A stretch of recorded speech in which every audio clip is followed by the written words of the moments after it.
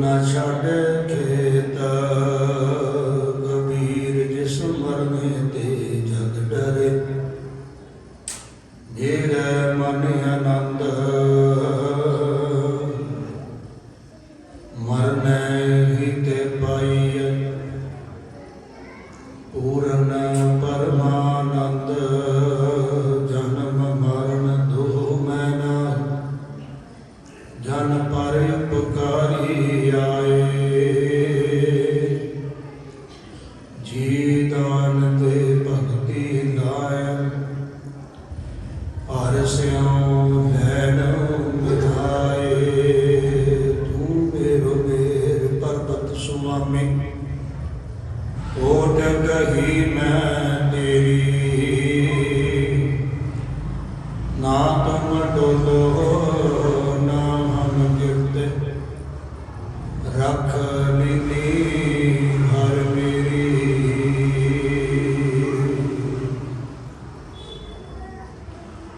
जुगो जुग अटल सरवरे कायनात वाली कुल आलम। शब्द गुरु धन धन श्री गुरु ग्रंथ साहिब महाराज जी दे पावन पवित्र गोद अंदर जो बैठे साध संगत जी, आओ एक बार कहते गज बज के फतेह बुलाओ। आखो जी वाहिगुरू जी का खालसा वाहिगुरू जी की फतेह। आप भागे हो जो अपने उस कौम के लसानी साकियां याद करते हुए धन श्री गुरु गोबिंद सिंह महाराज जी के उन्होंने चार फरजंदा जिन्होंने अपना आप मिटा दिता इस कौम के उतों, पर उस मुगलिया हुकूमत की जालम हुकूमत की ईर अगे सीस नहीं चुकाया। सानू माण होना चाहिए है कि असी ऐसे कौम के विच पैदा हुए हाँ जिस कौम का इतिहास पहले दिन तक परवरने तो फोल लीए कि अखीर तक जाता है। पता नहीं किन्ने कि शहीदी साकियां नाल जुड़े हुए। आप जी उन्होंने शहीदों का समागम जो कल रोज तो लैकर के मना रहे हो, समा बिल्कुल सीमित सैकटरी साहब ने लॉन्च किया सिर्फ 20 मिनट का। मैं आप जी के नाल केवल इतिहास की एक कड़ी साझी करके खमा का जाच हो जाना। जब चमकौर की गढ़ी के विच गिनती के कुछ 40 कुछ सिंह रह गए, इतिहास के जिक्र आता है कि 40 सिंघां के मुकाबले अगले पासे जालम वजीर खान ते पहाड़ी राजा ने तकरीबन 10 लाख फौज का जिक्र इतिहास में आता है। उस 10 लाख फौज के सामने 40 सिंह जो सोचा जाए तो आटे के विच लूण बराबर जिन्होंने आप कहते ना वो मुकाबला नहीं, वो सामने टक्कर नहीं। पर सानू माण होना चाहिए अपना वडेरियां के उत्ते कितना जज्बा किन्नी वो ताकत उन्होंने अंदर अध्यात्मक की होगी कि पता है कि सामने मौत खड़ी है, जिउंदे बच के निकल नहीं सकते। हर हालत में मौत का सामना करना पवे, चाहे जंग के मैदान में बाहर जाके कर लेंगे, चाहे अंदर ही बैठ जाते। पर फिर भी कभी सोच के देखिए 10 लाख ते 40 असामी मुकाबला, पर वो ताकत कितों आई उन्होंने गुरसिखा के कभी ये आप समझने का यत्न करिए जो आप संगत में बैठते ना जी। धन गुरु तेग बहादुर साहब महाराज जी ने जब हिंदू धर्म खतरे में सी तो उन्होंने ये नहीं सोचा कि मैं मरन जा रहा, पर उन्होंने अध्यात्मक ताकत वो किसी एक कौम प्रति या एक किसी खास फिरके प्रति नहीं सी, बल्कि जालम को समझाने वास्ते सी कि जिन्ना चिर तुसीं धन गुरु नानक देव पातशाह के घर के अगे झुकते नहीं, तुहाडा उद्धार नहीं हो सकता। धन गुरु नानक देव पातशाह जिन्हों ने पहला मारिया सिक्का जगत विच नानक निर्मल पंथ चलाया, उस वक्त भी क्रांतिकारी सन गुरु नानक देव पातशाह जिन्हों ने उस वक्त के जालम ਬਾਬਰ ਨੂੰ ਜਾਬਰ ਕਹਿ ਕੇ ਪੁਕਾਰਿਆ। ਫਿਰ ਪੰਜਵੇਂ ਨਾਨਕ ਗੁਰੂ ਅਰਜਨ ਦੇਵ ਪਾਤਸ਼ਾਹ ਜੀ ਜਹਾਂਗੀਰ ਦੇ ਹੁਕਮ ਮਾਨਤ ਚੰਦੂ ਦੇ ਹਵੇਲੀ ਵਿੱਚ ਕੈਦ ਕਰ ਦਿੱਤਾ ਗਿਆ।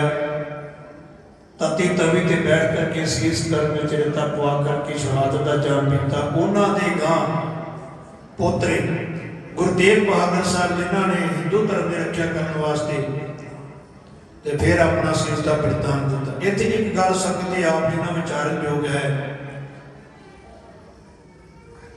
ਕਿ ਜੇ ਇਸ ਜੰਜੂ ਨੂੰ ਪਾਉਣ ਵਾਸਤੇ ਧੰਨ ਗੁਰੂ ਨਾਨਕ ਦੇਵ ਪਾਤਸ਼ਾਹ ਨੇ ਪਹਿਲੇ ਜਾਮੇ ਦੇ ਵਿੱਚ ਨਾ ਕਰ ਦਿੱਤੀ ਨਾ ਕਿ ਅਸੀਂ ਨਹੀਂ ਪਾਉਣਾ। ਪੰਡਤ ਜੀ ਕਹਿਣ ਲੱਗੇ ਇਹ ਤਾਂ ਸਾਡੀ ਇੱਕ ਰਸਮ ਹੈ ਕਿ ਆਪ ਜੀ ਨੂੰ ਪਾਉਣਾ ਪਏਗਾ। ਕਹਿਣ ਲੱਗੇ ਪੰਡਤ ਜੀ ਕੀ ਗਰੰਟੀ ਹੈ ਕਿ ਇਹ ਜੋ ਧਾਗਾ ਆਪ ਜੀ ਮੈਨੂੰ ਪਾ ਰਹੇ ਹੋ ਇਹ ਮੈਨੂੰ ਇਸ ਭਵ ਸਾਗਰ ਤੋਂ ਪਾਰ ਕਰ ਦੇਵੇ। ਪਰ ਫਿਰ ਵੇਖੋ ਕੀ ਮਤਲਬ ਹੁੰਦਾ। 9ਵੇਂ ਜਾਮੇ ਵਿੱਚ ਆ ਕਰਕੇ ਉਸੇ ਜੰਜੂ ਦੀ ਰੱਖਿਆ ਕਰਨ ਵਾਸਤੇ ਧੰਨ ਗੁਰੂ ਤੇਗ ਬਹਾਦਰ ਸਾਹਿਬ ਆਪਣਾ ਸੀਸ ਦਿੱਲੀ ਦੇ ਚਾਂਦਨੀ ਚੌਕ ਵਿੱਚ ਦੇ ਦਿੱਤੇ। ਫਿਰ ਉਹਨਾਂ ਦੇ ਗਾਂ ਪੋਤਰੇ 4 ਸਾਹਿਬਜ਼ਾਦੇ ਜਿਨ੍ਹਾਂ ਨੇ ਆਪ ਇਸ ਖਾਲਸਾ ਪੰਥ ਤੋਂ ਨਿਸ਼ਾਵਰ ਕਰ ਦਿੱਤਾ ਤੇ ਗੁਰੂ ਗੋਬਿੰਦ ਸਿੰਘ ਦੇ ਕਹੇ ਹੋਏ ਬਚਨਾਂ ਨੂੰ ਸੱਚ ਕਰਕੇ ਵਿਖਾਇਆ। ਚਿੜੀਓਂ ਸੇ ਮੈਂ ਬਾਜ ਤੜਾऊं सभा लाख से एक लड़ाऊं तबे गोबिंद सिंह नाम कहा। कहते जब चमकौर की गढ़ी दे विच सवेर चढ़ी जब 10 लाख फौज का घेरा देखा ना तो सख कोई डोलिया नहीं। किसी ने ये भी मन में भै लिया कि असी हुण मौत के मुंह में आ गए चले जावांगे मर के। हुण एक गर्जवी आवाज में चकारियां की गूंज दे विच उन्हां पहाड़ी राजा ते मुगलों के कन्नां दे पर्दे पार दिते। सोच के हैरान हो गए। कहन लगे 40 सिंघां की खबर पड़ी सी पर लगता है कि अंदर तो बहुत हजारां की फौज। जब दिन चढ़िया सतगुरु साहब जी ने फैसला किया। सतगुरु जी कहन लगे मौत तो हर हिले होनी है। मौत तक का डरावा इत्थे तां गुरु नानक दे घर दे विच गल ही मौत तो शुरू होती। पहला मरण कबूल जीवन की छड़े आस हो सबना की रेणुका तो आओ हमारे पास। सतगुरु जी ने शर्त ही बड़ी नौटी रखी। जाओ तो प्रेम खेलन का चाहो सिर धर तली गली मेरी आओ। इत मार्ग पैर धरीजे सिर दीजे काल ना कीजे। गुरु गोबिंद सिंह महाराज ने पहला दाखला सिक्खी दे विच करने वास्ते पहला शर्त ही रखी है कि मना जेकर तू डावा डोल है ना मौत का जिन्हों डर है वो इस पांध उपर ना चले। जिन्हों मौत का डर नहीं ना मौत का खौफ नहीं है। मौत का एक दिन आनी है। जब अगले दिन चमकौर साहब के विच जंग के विच सामी जंग के जिन्हों आपां जिक्र कर रहे हैं जी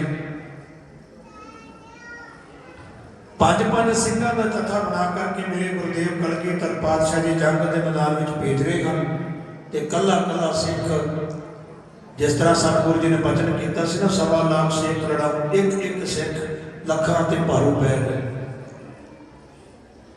जब ये मैदान जंग का दृश्य 17 को साल की उम्र के धन गुरु कलगीधर पातशाह जी के सब तो वड्डे फरजंद बाबा अजीत सिंह साहब ने अखी टेकिया तब झट सतगुरु साहब जी के सामने जा करके हाथ जो करके खलोगे क्या लगे गुरुदेव मैनू भी जंग के विच जाण की इजाजत दो। मैं भी जंग के मैदान में जाके जूझना चाहता पर उत्थे एक नाल सवाल भी किया। कहने लगे गुरु पिता जी मैं हुण तक ये सोच रहा सी कि आप जी ने मैनू हुक्म क्यों नहीं किया। तो धन गुरु कलगीधर पातशाह जी कहने लगे अजीत सिंह जेकर मैं तेन जंग में हुक्म दे के भेजदा ना तो हो सकता कल तवारेख में ये हो जाता कि गुरु कलगीधर पातशाह जी ने अपने पुत्र को मजबूर करके जंग के भेजा। ये केवल गुरु गल करने वाला गल पगाने वाला नहीं कहता रहे 1.25 लाख से एक लड़ाओ तबे गोबिंद सिंह नाम कहाओ। पर हो सकता कि अपने पुत्रों वास्ते फलसफा होर होवे ते अपने जेड़े इहदे चेले ने उन्हां वास्ते फलसफा होर होवे। उस वक्त बाबा अजीत सिंह जी 5 सिंघां दे नाल जब मैदानी जंग में जान लगे धन गुरु कलगीधर पातशाह जी ने साहिबजादे नूं अपने हथी शस्त्र दे करके जद मत्था चूमिया, मत्था चुम करके जब सतगुरु जी ने हजूर ने बाबा अजीत सिंह साहब जी ने जंग मैदान में तोरिया, तो सतगुरु साहब जी ने जो एक बार पूछे देखा सामने भाई दया सिंह ने हाथ जोड़ करके बेनती की, कह लगे पातशाह अपने फरजंद को जंग के मैदान में ना भेजो, केवल ਅਸੀਂ ਆਪ ਜੀ ਦੇ ਵਾਸਤੇ ਮੰਨਣ ਵਾਸਤੇ ਇੱਥੇ ਖੜੇ ਹਾਂ। ਤੁਸੀਂ ਆਪਣਾ ਪਰਿਵਾਰ ਆਪਣੇ ਫਰਜ਼ੰਦਾਂ ਨੂੰ ਨਾਲ ਲੈ ਕਰਕੇ ਇਸ ਘੇਰੇ ਵਿੱਚੋਂ ਬਾਹਰ ਚਲੇ ਜਾ ਸਕਦੇ ਹੋ। ਤਾਂ ਸਤਿਗੁਰੂ ਸਾਹਿਬ ਜੀ ਨੇ ਭਾਈ ਦਇਆ ਸਿੰਘ ਨੂੰ ਮੁਖਾਤਬ ਹੋ ਕੇ ਆਖਿਆ, ਕਹਿਣ ਲੱਗੇ ਕਿ ਮੈਂ ਅੱਜ ਤੱਕ ਕਦੇ ਆਪਣੇ ਅਤੇ ਤੁਹਾਡੇ ਵਿੱਚ ਕੋਈ ਫਰਕ ਨਹੀਂ ਸਮਝਿਆ, ਕਦੇ ਆਪਣੇ ਅਤੇ ਖਾਲਸੇ ਪੰਥ ਵਿੱਚ ਜਾਂ ਮੇਰੇ ਆਪਣੇ ਪੁੱਤਰਾਂ ਦੇ ਵਿੱਚ ਕਦੇ ਫਰਕ ਨਹੀਂ ਸਮਝਿਆ। ਤੇ ਫਿਰ ਅੱਜ ਜਦ ਮੌਤ ਸਾਹਮਣੇ ਖੜੀ ਹੈ ਤਾਂ ਫਿਰ ਮੈਂ ਅੱਜ ਆਪਣੇ ਪੁੱਤਰਾਂ ਨੂੰ ਬਚਾ ਕੇ ਕਿਸ ਤਰ੍ਹਾਂ ਲੈ ਜਾਵਾਂ, ਕਿਉਂਕਿ ਕੱਲ ਨੂੰ ਕਲੰਕ ਤੇ ਇਤਿਹਾਸ ਹੁਣ ਇਹ ਕਹੇਗਾ ਕਿ ਗੁਰੂ ਨੇ ਆਪਣੇ ਪੁੱਤਰ ਬਚਾ ਲਏ ਤੇ ਜਿਹੜੇ ਆਪਣੇ ਪ੍ਰੀਤ ਸਿੰਘ ਜੋ ਚੇਲੇ ਸਨ ਉਹਨਾਂ ਨੂੰ ਮਰਵਾ ਆਏ। ਇਤਿਹਾਸ ਵਿੱਚ ਬੜੀ ਅਨੋਖੀ ਗੱਲ ਹੈ ਜੀ ਕਿ ਕਿਸੇ ਗੁਰੂ ਨੇ एक जंग के मैदान के विच अपने पुत्र जिन्हों की उम्र 17 साल और जोरावर बाबा जुझार सिंह जी जिन्हों की उम्र 14 साल मुठ फुट जलंधर के मुख के उत्ते अजे पूरी तरह आई भी नहीं। जब बाबा अजीत सिंह साहब की शहादत का जाम पी गए तो बाबा जुझार सिंह ने फट देने अपने पिता गुरुदेव साहब ने आकर के आख्या हजूर मैनू भी जंग के मैदान में जाने की आज्ञा बख्शो। उस वक्त भी भाई दया सिंह ने आख्या कि कहन लगे आप जी तो शस्त्र विद्या पूरी तरह निपुणता नहीं है, दुश्मन का सामना किस तरह करो। पर धन मेरे कलगीधर दे फरजंद जिन्हों ने आख्या की होया जे मैं सामे जंग में मैदाने जंग में जा करके हथियार चलाने चंगी तरह नहीं होंगे, मरना तो आता है।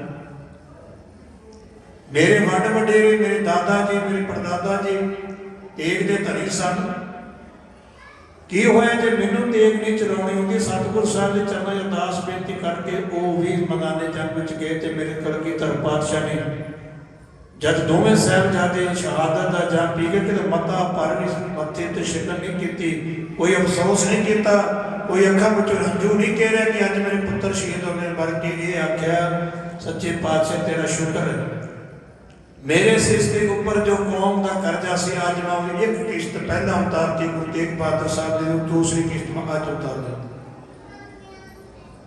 इस कलगीधर पातशाह महाराज जी का वक्त फिर छोटे साहिबजादे जिन्हों का भी आप जी शहादत दिहाड़ा मना रहे हो, जब सरहद दी नीहां दे विच चिन्ह दिता जान लगा ना, मैं बथेरा थोड़ा लम्बा इतिहास सुना करना भी समा बहुत सीमित है। मेरे पिछों सिख कौम के मेरे सत्कारयोग वीर भाई जगदीश सिंह जी वडाला उन्हों का ढाडी जत्था भी हाजिर जिन्हें आप जी वीर रसदियाँ कवितावां सुनाऊंगे। आप जी को बेनती है कि मैं सिर्फ 5-7 मिनट की मेरा समा हो रहा है, फिर मैं आपकी खबर संख्यावां का जांच हो जाना। जब उस वक्त भी छोटे कोई साहिबजादियां नीहां दे विच चुनाव तो पहला दूना सिंह हडूरिया जिन्होंने गुरसुतम की एक पुस्तक लिखी है, उहदे विच वो जिक्र करते हैं, कहते हैं कि जब पहले दिन उन्होंने समझा बुझा करके प्यार के नाल कि आप जी को बेगमां के डोले दे दिते जाएंगे, जगीरां दे दित्तियां जाएंगियां, धन दौलत ऐशो आराम दे दिता जाएगा, पर तुसी अपना धर्म छड़ के साडा इस्लाम धर्म कबूल कर लो। पर उन्होंने छोटे फरजंदा ने फिर भी आख्या कि जेकर असीं मान लो आप जी का धर्म कबूल भी कर लेंगे हैं, डोले भी ले लेना, कि फिर दसो मौत नहीं आएगी। एक गल मैनूं काजी साहब दस दो कि जिस तरह तुसीं कह रहे हो कि डोले लै लवो जगीरां लै लवो तुहाडी जिंदगी बख्श दी जाएगी, पर काजी साहब ते मैनूं ये गल भी दसो कि जेकर असीं सब कुछ कर लिया तो मौत नहीं होएगी। सब मौत तो फिर भी आनी, जे जीवे पत लथी जाए सब हराम जेता किश खाए। जद सीस ते पाकी नारी जद इज्जत नारी गुलाम की जिंदगी जीवनों तो अणख की मौत चो। इतिहास में जिक्र करता भाई दूना सिंह हडूरिया लिखते हैं कि अगले दिन फिर जब उन्होंने साहिबजादियां नूं कचहरी के विच पेश किया गया ਤੇ ਅੱਜ ਜ਼ਾਲਮਾਂ ਨੇ ਕੀ ਕੀਤਾ ਕਿ ਸਭ ਤੋਂ ਪਹਿਲਾਂ ਤੇ ਛੋਟਾ ਦਰਵਾਜ਼ਾ ਖੋਲ੍ਹਿਆ, ਵੱਡਾ ਦਰਵਾਜ਼ਾ ਕੜੀ ਦਾ ਬੰਦ ਕਰ ਦਿੱਤਾ, ਜਿਹੜਾ ਗੇਟ ਸੀ ਕੋਤਵਾਲੀ ਦਾ। ਹੁਣ ਸੁੱਚਾ ਨੰਦ ਵਰਗੇ ਜਿਹੜੇ ਚਾਪਲੂ ਸਨ ਉਹਨਾਂ ਨੇ ਜਾ ਕਰਕੇ ਸੂਬੇ ਸਰਹੰਦ ਨੂੰ ਕਹਿਣ ਲੱਗੇ ਦੇਖੋ ਅੱਜ ਜਿਸ ਤਰ੍ਹਾਂ ਸਾਡੇ ਸਿਪਾਹੀ ਸੀ ਝੁਕਾ ਕੇ ਅੰਦਰ ਵੜਨਗੇ ਨਾ, ਛੋਟੇ ਬੱਚੇ ਵੀ ਉਹਦੀ ਨਕਲ ਕਰਕੇ ਅੰਦਰ ਵੜਨਗੇ। ਜਦ ਛੋਟੇ ਬੱਚੇ ਸੀਸ ਝੁਕਾ ਕੇ ਅੰਦਰ ਵੜਨਗੇ ਅਸੀਂ ਤਾੜੀ ਮਾਰ ਕੇ ਹੱਸ ਪਾਵਾਂਗੇ ਕਿ ਗੁਰੂ ਗੋਬਿੰਦ ਦੇ ਲਾਲ ਸਾਡੇ ਅੱਗੇ ਝੁਕ ਗਏ। ਹੁਣ ਇੱਕ ਗੱਲ ਦੇ ਉੱਤੇ ਗੌਰ ਕਰਿਓ ਕਿ ਜੇਕਰ ਉਹਨਾਂ ਨੇ ਸਾਹਿਬਜ਼ਾਦਿਆਂ ਨੂੰ ਮਾਰਨਾ ਹੁੰਦਾ ਨਾ, ਜਾਨ ਤੋਂ ਮਾਰਨਾ ਹੁੰਦਾ, ਤਾਂ ਛੋਟੀਆਂ ਜਿੰਨਾਂ ਨੂੰ ਮਾਰਨਾ ਕੋਈ ਵੱਡੀ ਗੱਲ ਨਹੀਂ ਸੀ, ਮਰਿੰਡੇ ਥਾਣੇ ਵਿੱਚ ਵੀ ਮਾਰ ਸਕਦੇ ਸੀ। ਜਦ ਪਹਿਲੇ ਦਿਨ ਲਿਆ ਕਰਕੇ ਠੰਡੇ ਬੁਰਜ ਵਿੱਚ ਕੈਦ ਕੀਤਾ, ਉਸ ਦਿਨ ਵੀ ਉਹਨਾਂ ਦੇ ਸੀਸ ਦੇ ਉੱਪਰ ਤਲਵਾਰ ਚਲਾ ਸਕਦੇ ਸਨ, ਨਿੱਕੀਆਂ ਜੰਗਾਂ ਸਨ, ਪਰ ਉਹਨਾਂ ਦਾ ਇੱਕ ਤਹਿਆ ਸੀ, ਇੱਕ ਉਹਨਾਂ ਐਲਾਨ ਕੀਤਾ ਸੀ ਕਿ ਮਾਰਨ ਦੇ ਨਾਲ ਝੁਕਾਉਣਾ, ਕਿਉਂਕਿ ਜੇਕਰ ਉਹ ਝੁਕ ਜਾਂਦੇ ਤਾਂ ਸਾਰੀ ਖਲਕਤ ਦੇ ਵਿੱਚ ਗੱਲ ਫੈਲ ਜਾਣੀ ਸੀ। ਸਿੱਖ ਕੌਮ ਦੇ ਧੰਨ ਗੁਰੂ ਗੋਬਿੰਦ ਸਿੰਘ ਮਹਾਰਾਜ ਜੀ ਜਫਰਜੰਦ ਸਨ, ਉਹ ਵਜ਼ੀਰ ਖਾਂ ਅੱਗੇ ਝੁਕ ਗਏ। ਜਦ ਇਹਨਾਂ ਜ਼ਾਲਮਾਂ ਨੇ ਜਦੋਂ ਪੜ ਕਰਕੇ ਸਿਪਾਹੀ ਕਚਹਿਰੀ ਵਿੱਚ ਪੇਸ਼ ਕਰਨ ਲੱਗੇ, ਜਦ ਸਾਹਿਬਜ਼ਾਦੇ ਵੇਖਿਆ, ਹੁਣ ਬੋਲ ਤਾਂ ਸਕਦੇ ਨਹੀਂ ਸਨ, ਦੋਨਾਂ ਨੇ ਇੱਕ ਦੂਸਰੇ ਨਾਲ ਅੱਖਾਂ ਦੇ ਵਿੱਚ ਇਸ਼ਾਰਿਆਂ ਵਿੱਚ ਗੱਲ ਕੀਤੀ ਕਿ ਪਹੇਲੀ ਦੀ ਬੁਝਾਰਤ ਕੌਣ ਸੁਝਾਵੇਗਾ।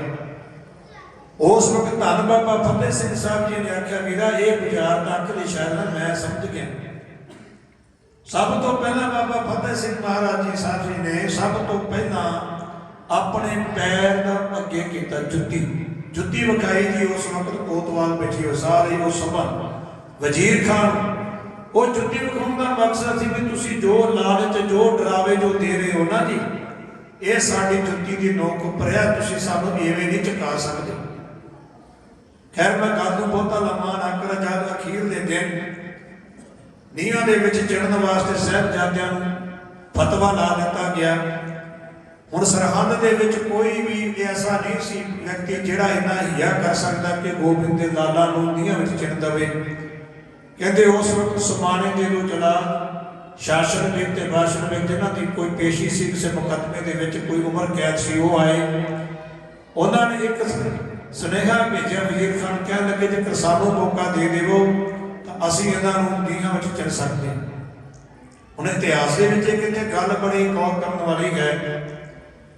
ਜਦ ਛੋਟੇ ਸਾਹਿਬਜ਼ਾਦੇ ਨੀਹਾਂ ਵਿੱਚ ਖੜ ਗਏ ਤਾਂ ਜਿਹੜੇ ਜਲਾਦ ਸੀ ਨਾ, ਸ਼ਾਸਨ ਬੇਗ ਤੇ ਬਾਸ਼ਰ ਬੇਗ, ਜਦ ਛੋਟੇ ਸਾਹਿਬਜ਼ਾਦਿਆਂ ਨੇ ਉਹਨਾਂ ਦੇ ਵੱਲ ਤੱਕਿਆ ਤੇ ਉਹਨਾਂ ਜਲਾਦ ਨੇ ਕੀ ਆਖਿਆ, ਕਹਿਣ ਲੱਗੇ ਸਾਡੇ ਕੋਲੋਂ ਰਹਿਣ ਦੀ ਕੋਈ ਵੀ ਉਮੀਦ ਨਾ ਰੱਖਿਓ, ਤੁਸੀਂ ਨਹੀਂ ਜਾਣਦੇ ਅਸੀਂ ਖਾਨਦਾਨੀ ਜਲਾਦ ਹੁੰਦੇ ਹਾਂ। ਹੁਣ ਇਤਿਹਾਸ ਵਿੱਚ ਜ਼ਿਕਰ ਮਿਲਦਾ ਕਿ ਸ਼ਾਸਨ ਬੇਗ ਤੇ ਬਾਸ਼ਰ ਬੇਗ ਦਾ ਜੋ ਵੱਡੇ ਬਜ਼ੁਰਗ ਸੀ ਨਾ, ਜਿਹਦਾ ਨਾਂ ਜਲਾਲੁਦੀਨ ਸੀ, ਜਲਾਦ, ਜਿਸ ਨੇ ਗੁਰੂ ਤੇਗ ਬਹਾਦਰ ਸਾਹਿਬ ਮਹਾਰਾਜ ਦਾ ਸੀਸ ਦਿੱਲੀ ਚਾਂਦਨੀ ਚੌਕ ਕੱਟਿਆ ਸੀ, ਅਤੇ ਇਹਨਾਂ ਦਾ ਵਡੇਰਾ ਜਦੋਂ ਗੁਰੂ ਅਰਜਨ ਦੇਵ ਪਾਤਸ਼ਾਹ ਜੀ ਤੱਤੀ ਤਵੀ ਉੱਪਰ ਲਾਹੌਰ ਵਿੱਚ ਬੈਠੇ ਸਨ ਤਾਂ ਉਹ ਅੱਗ ਡਾਉਂਦਾ ਸੀ ਉਹ ਤਵੀ ਥੱਲੇ। ਕਹਿਣ ਲੱਗੇ ਅਸੀਂ ਖਾਨਦਾਨੀ ਜਲਾਦ ਹੁੰਦੇ ਹਾਂ, ਸਾਡੇ ਕੋਲ ਕਿਸੇ ਰਹਿਣ ਦੀ ਮਸਲਾ ਰੱਖੋ ਕਿ ਅਸੀਂ ਤੁਹਾਨੂੰ ਛੱਡ ਦੇਵਾਂਗੇ। ਤਾਂ ਉਸ ਵਕਤ ਵੱਡਾ ਸਾਹਿਬਜ਼ਾਦਾ ਬਾਬਾ ਜ਼ੋਰਾਵਰ ਸਾਹਿਬ ਕਹਿਣ ਲੱਗੇ, ਅੱਜ ਤੱਕ ਕੁਦਰਤ ਨੇ ਸੰਜੋਗ ਬਣਾ ਦਿੱਤਾ, ਜੇਕਰ ਤੂੰ ਖਾਨਦਾਨੀ ਜਲਾ ਦੇਣਾ, ਜੇ ਤੂੰ ਰਹਿਮ ਨਹੀਂ ਕਰਦਾ ਤੇ ਮੈਂ ਵੀ ਖਾਨਦਾਨੀ ਪੁੱਤਰਾਂ ਵਾ, ਸਾਡੇ ਵੀ ਵੱਡ ਵਡੇਰੇ ਇਸੇ ਤਰ੍ਹਾਂ ਸ਼ਹਾਦਤ ਦਾ ਜਾਮ ਪੀਂਦੇ ਆਏ ਨੇ, ਕੋਈ ਫਿਕਰ ਨਹੀਂ।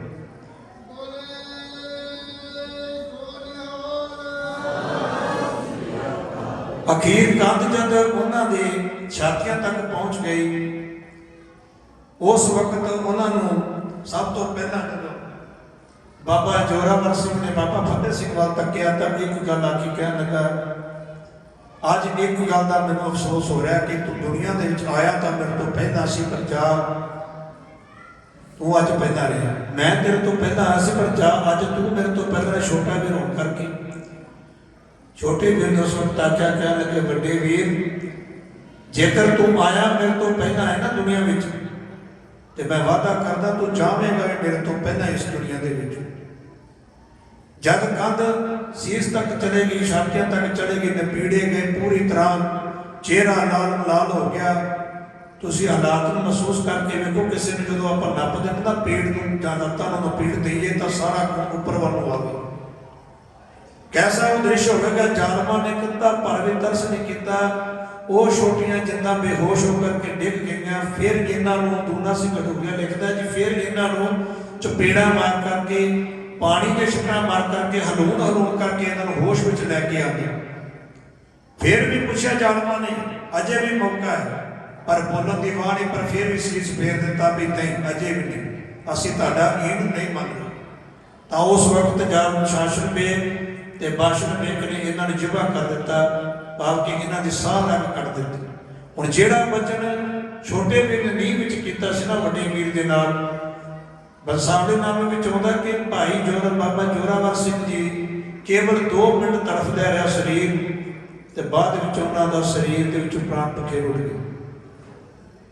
पर बाबा फतेह सिंह जी अद्धी घड़ी लगभग 12 मिनट उन्हों का शरीर से तड़फता रहा। फिर हौली हौली पैर हिलने बंद हो गए। फिर सूरज किरण मिले, जल का जल हुआ राम, ज्योति ज्योत रड़े संपूर्ण थिया राम। अज आप जी वडभागे हो उन्होंने साहिबजादियों का जिन्होंने लसानी कुर्बानी करके विखा दी। 7 साल ते 9 साल की उम्र के अपने वड वडेरियां का आप जी शहादत दिहाड़े बहुत ही शिद्दत नाल प्यार सत्कार दे नाल मना रहे हो। पर मैं एक बेनती कर देवां, केवल लंगर लाउण तक जां वड्डे वड्डे समागम कराउण तक सीमित ना रह जाइयो। जो गल्लां इस स्टेज विचों कोई विद्वान कथावाचक जां ढाडी वीर जां कोई कविशर वीर कोई इतिहास की गल सुणाउंदा ना, एक पन्ने बन के भी लैके जाया करिए। शायद साडा एक किसी का कोई बोलिया होया ननियाला तीर किसी का बोल साडे हिरदे नूं टुभ जावे ते साडा जीवन पलटी मार जावे ते असीं भी किते गुरु वाले बन जाइए। जिन्हों ने अमृत छकिया मुबारक है, रहत विच कृपा करो। जिन्हों ने अजे तक खंडे की पौड़ नहीं छकी, हाथ जोड़ करके बेनती है कि जिंदगी के साहां का पता नहीं कदों डोर टुट जाए। इस करके अपने आप को संभालते हुए, अपने विरसे को संभालते हुए आओ खंडे की पौड़ छकीए, गुरु वाले बनिए। वाहिगुरू जी का खालसा, वाहिगुरू जी की फतेह।